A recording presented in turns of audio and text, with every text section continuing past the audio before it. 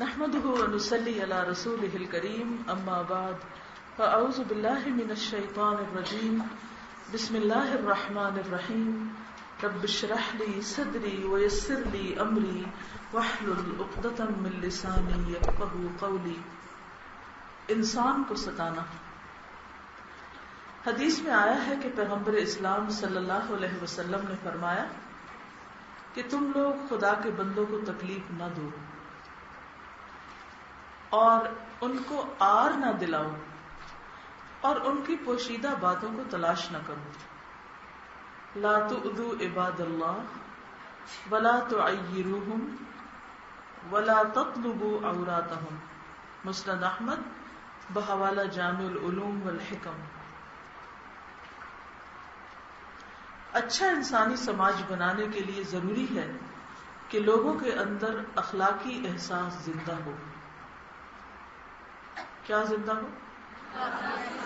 اخلاق کا احساس. وہ دوسروں کی رعایت کرنا جانتے ہیں, دوسروں کا لحاظ رکھتے ہیں, دوسروں کی عزت کرتے ہیں, دوسروں کا دکھ درد سمجھتے ہیں. وہ اپنے اوپر دوسروں کا یہ حق سمجھتے ہوں کہ انہیں دوسروں کے لیے ہرگز مسئلہ نہیں بننا. کیا نہیں بننا؟ نو پرابلم انسان بننا ہے کہ میری ذات سے کسی کو تکلیف نہ پہنچے. حتیٰ کہ اس وقت بھی نہیں جب کہ ان کے پاس بظاہر اس کے لیے کوئی عذر موجود ہو, کوئی وجہ ہو بھی مسئلہ بننے کی, تب بھی نہیں بننا. ہر آدمی کو چاہیے کہ وہ سماج کے اندر اس طرح رہے کہ اس سے کسی کو کوئی تکلیف نہ پہنچے. اور مسلمان تو ہوتا بھی وہی ہے جس کے ہاتھ اور زبان سے دوسرے سلامت رہیں. اس کو اپنی زبان سے ایسے الفاظ نہیں نکالنے چاہیے جس سے دوسروں کے جذبات مجروح ہونے والے ہوں. یعنی دوسروں کے سینٹیمنٹس سے نہ کھیلیں, ان کے ایموشنز کو ان سے پلے نہ کریں, ان کو ہرٹ نہ کریں. اس کو ایسی کوئی کارروائی نہیں کرنی چاہیے جس سے دوسروں کے جذبات مجروح ہونے والے ہوں. اس کو کوئی ایسی کارروائی نہیں کرنی چاہیے جس میں اس کی اپنی ذات کے لیے تو فائدہ ہو مگر دوسروں کے لیے وہ نقصان کا سبب بن جائے. کوئی ایسا کام نہ کرے کہ جس سے آپ کو فائدہ ہو مگر دوسرے کو نقصان پہنچ رہا ہو. ایسا ہر قول اور عمل گویا دوسروں کو ستانا ہے. کون سا؟ جس میں اپنا فائدہ مگر دوسروں کی تکلیف. اور جو آدمی دوسرے انسان کو ستائے وہ ایک بے قیمت آدمی ہے, خدا کی نظر میں بھی اور بندوں کی نظر میں بھی. یعنی آپ پھر ویلیوبل نہیں ہیں, قیمتی نہیں ہیں, بے قیمت ہیں, بیکار ہیں. قرآن مجید میں ایک مثال بیان ہوئی ہے کہ ایک عورت کی کہ جو سارا دن چرخہ کاٹتی اور پھر ان دھاگوں کو توڑ پھوڑ دیتی, اپنے کیے پہ خود ہی پانی پھیر دیتی. یہ مثال ہے ہر اس عورت اور مرد کی کہ جو بہت محنت کرے, بہت سے کام کرے, لیکن دوسروں کو ستا کر اپنے کیے کرائے پہ پانی پھیر دے اور اپنا سود کاتا ہوا خود ہی توڑ دے. یہ ایسے ہی ہے کہ کوئی شخص محنت کر کے گرمی میں کھڑے ہو کے کچن میں کھانا پکائے اور پھر پکانے کے بعد اس کو بن میں الٹ دے.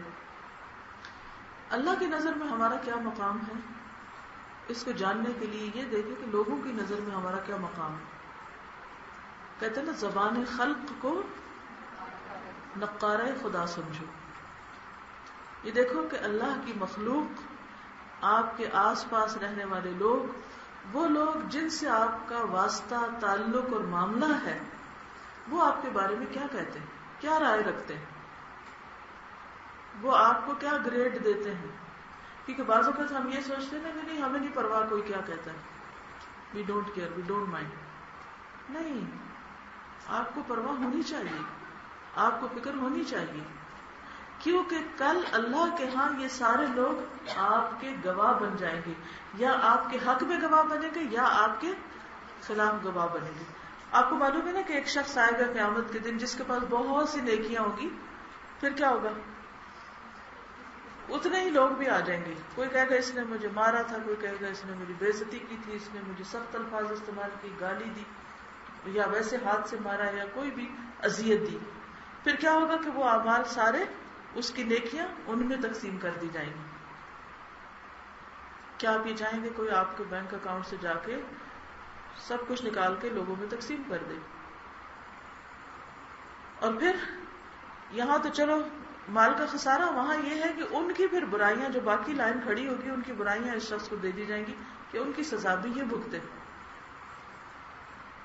کیونکہ معمولی بات نہیں ہے, آسان مرحلہ نہیں ہے, بہت مشکل ہے. آدمی کے ساتھ کبھی ایسا واقعہ پیش آتا ہے یا اس سے کوئی ایسی غلطی ہو جاتی ہے جس کے بارے میں اس کو شرمندگی کا احساس ہوتا ہے, یعنی اسے خیال آتا ہے کہ اس نے غلط کیا. ایسی بات کا تذکرہ کر کے اس کو آر دلانا درست نہیں. آر کیا ہوتی ہے؟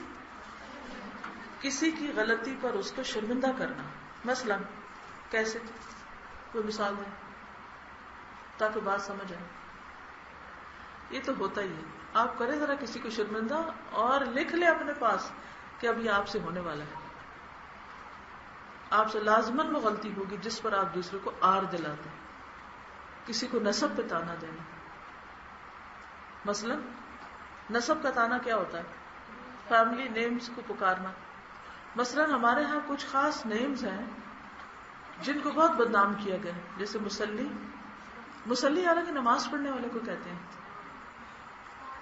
مہاجر, اور جی اگر ماں باپ نان مسلمز ہو تو ان کا بھی تانا دیتے ہیں.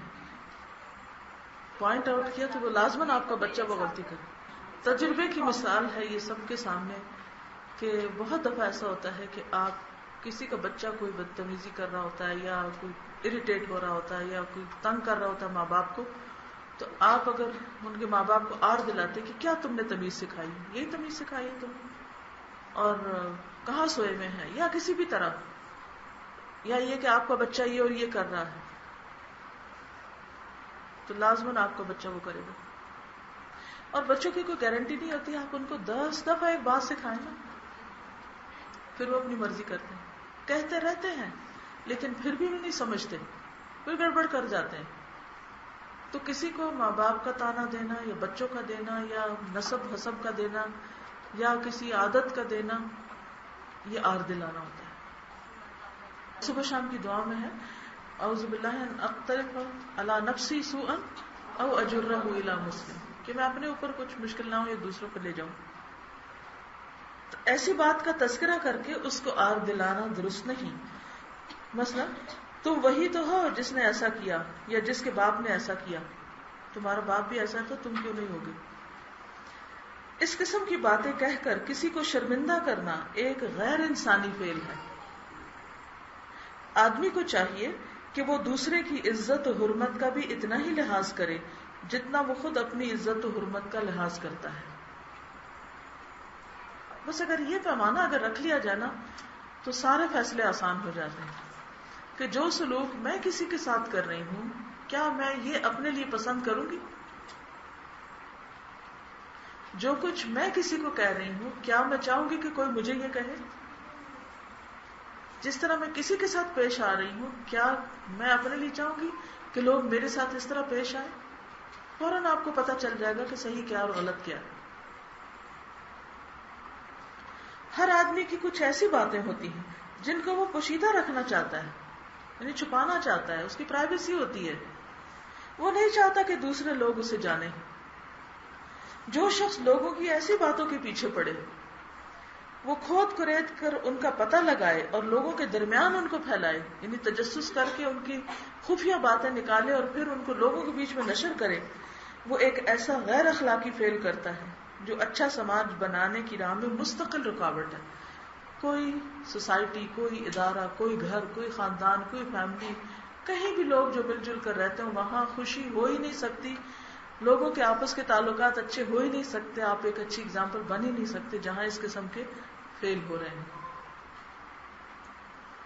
تو اس لیے بہت ضروری ہے کہ جیسے نبی صلی اللہ علیہ وسلم نے فرمایا تم خدا کے بندوں کو تکلیف نہ دو, نہ زبان سے, نہ عمل سے, نہ رویے سے, نہ چہرے سے.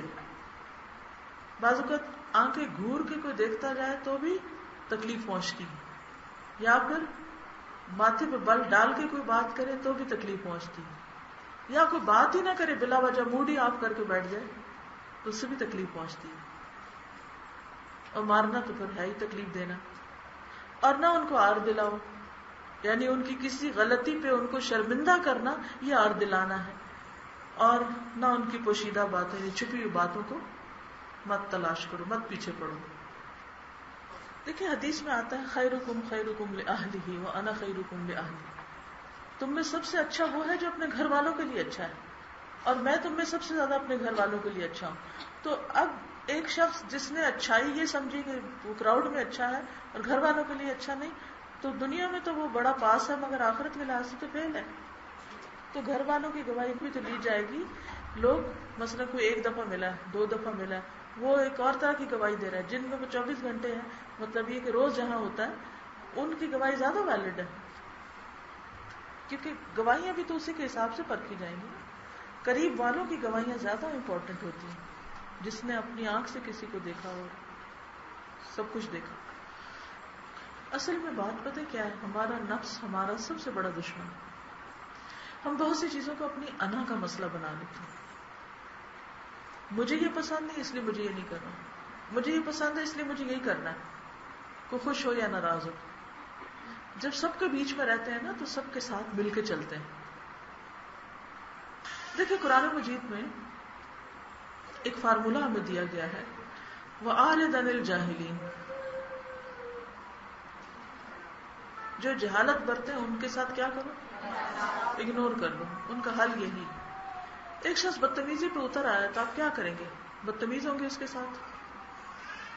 کوئی چیخ رہا تو آپ بھی چیخیں گے؟ ایسے تو کام نہیں چلے گا. آپ وہ رہیں جو آپ ہیں، اپنے رویے اور اخلاق اور عمل کو دوسرے کے تابع نہ کریں. اور ویسے بھی آپ دیکھیں کہ قرآن مجید میں برائی کرنے والے کے لیے بھی کیا کہا، ادفع باللتی ہی احسن فاذا الذی بینک وبینہ عداوۃ کأنہ ولی حمیم. یہ قرآن کی بات ہے، بالکل سچی بات ہے. لیکن ہم میں سے کتنے لوگ ہیں جو اس اصول پر عمل کرتے ہیں، وہ ادفع باللتی ہی احسن، کہ کوئی اگر غلط کر بھی رہا ہے تو آپ اچھے طریقے سے اس کو دور کریں، ظالم اور مظلوم دونوں کی مدد کی جائے. بس بتا دیا جائے، چھوڑ دیا جائے، نہ مانے تو ضروری ہے، ہمارا فرض ہے کہ ضرور دوسرے کو یس کرا کے چھوڑیں. اور جہاں تک پوشیدہ بات کا تعلق ہے تو زندہ تو کیا مردہ کی بھی پوشیدہ بات کرنا جو ہے وہ بھی انتہائی بڑے درجے کی بد اخلاقی. لیکن ایک بات یاد رکھیے کہ بعض اوقات ہم اپنے آپ کو بھی دھوکہ دیتے ہیں. یہ میرے بارے میں برا کہہ رہا ہے کیونکہ مجھ سے جالس ہے، حالانکہ وہ حقیقت نہیں ہوتی. ہم غلط کر رہے ہوتے ہیں کہ کوئی ہمارے خلاف ہو رہا ہوتا ہے، لیکن ہم اس کو نام کوئی اور دے دیتے ہیں. اگر ہم اس وقت آنےسٹ ہو نا اپنے ساتھ تو بہت سی اصلاح ہو جائے. آپ نے دیکھا ہوگا کہ بہت سے لوگ پڑھتے ہیں سنتے ہیں، اصلاح کو نہیں ہوتی ان کی، کیونکہ انہوں نے اپنے آپ کو کوئی دھوکہ دیا ہوتا ہے. وہ اپنے غلط کاموں کی کوئی نہ کوئی تعویل کر رہے ہوتے ہیں، اور یہ دھوکہ سخت نقصان دہ. یخادعون اللہ والذین آمنوا وما یخدعون الا انفسهم. جی دعا ہے یہ، اللہم اجعلنی فی عینی صغیرا وفی اعین الناس کبیرا. دوسروں کو ہمیشہ مارجن دیا کریں.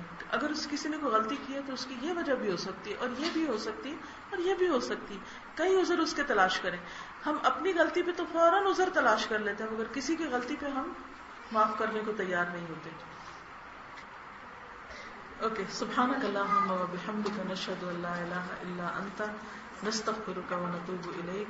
السلام علیکم ورحمۃ اللہ وبرکاتہ.